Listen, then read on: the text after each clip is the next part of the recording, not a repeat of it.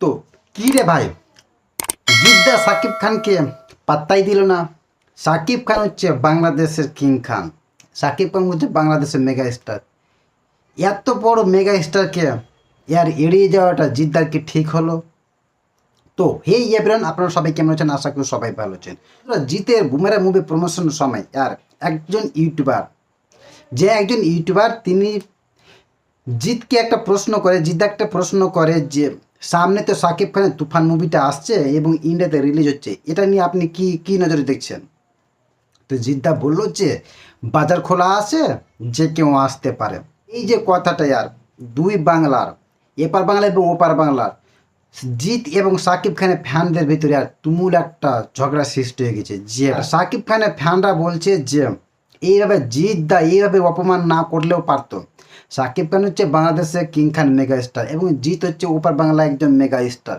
এত বড় হয়ে সুপার স্টার হয়ে কীভাবে সাকিব খানকে আর তিনি ছোট করলেন? আর কিছু কিছু মানুষ আছে যে দুই হিরো যে ফ্যান ফলোয়িং আছে, সে ফ্যানদের একটা ভিতরে একটা দণ্ড লাগাতে এই যে প্রশ্নটা করা হয়েছে সাকিব খানের তুফান মুভিটা নিয়ে, আর এই প্রশ্নটাই হচ্ছে একটা কি অযৌক্তিক। যে যেখানে বুমেরাং মুভির প্রমোশন চলছে, ইয়ার জিতের বুমেরাং মুভি নিয়ে টপিক নিয়ে কথা হবে যে বুমেরাং মুভির কীরকম সে বুমেরাং মুভি চলছে, আপনারা এই টপিকে নয়, সে তুলে ধরেছে কি সাকিব খান। বাংলাদেশের সাকিব খানকে জিত কি নজরে দেখে আপনারা সবাই জানেন। জিত একটি ইন্টারভিউর মাধ্যমে সাকিব খানের সম্বন্ধে বলেছিল যে সাকিব খান হচ্ছে বাংলাদেশের কিং খান। বন্ধুরা, সাকিব খান হচ্ছে বাংলাদেশের মেগাস্টার এবং জিৎ যেভাবে তার প্রশংসা করেছে আপনারা সকলেই জানেন। এবং এই প্রশ্নটা হচ্ছে অযৌক্তিক। আর যে কথাটা বলেছে যে বাজার খোলা আছে, ভাই এটা তো সত্যি বাস্তব যে বাজার খোলা আছে। এখানে যে কেউ মুভি রিলিজ করতে পারে এবং যার মুভিতে দম থাকবে সে অবশ্যই সে ভালো পারফরমেন্স করবে। এই কথাটা যে এতটা হাই, এই কথাটা নিয়ে যে তুমুল দুই ফ্যান্সের ভিতর যে একটা তুমুল বিবাদ সৃষ্টি হয়েছে, এইগুলো না করাটাই ভালো। কারণ যেখানে দেখবেন যে এদের দুজন জিতের বুমেরা মুভি যেভাবে বক্স অফিসে আর কামাচ্ছে এবং সেই যেভাবে তারা ভালো ফলাফল পাচ্ছে, জিত এখন কাম ব্যাক করতে যাচ্ছে বন্ধুরা। জিদ্দা বুমেরাং মুভির মাধ্যমে কাম ব্যাক করতে যাচ্ছে নো ডাউট। এবং এই মুভিটা বক্স অফিসে ব্লকবাস্টার তো হতে যাচ্ছে বন্ধুরা। এবং এই মুভিটা তারা ভালোভাবে প্রমোশন করছে।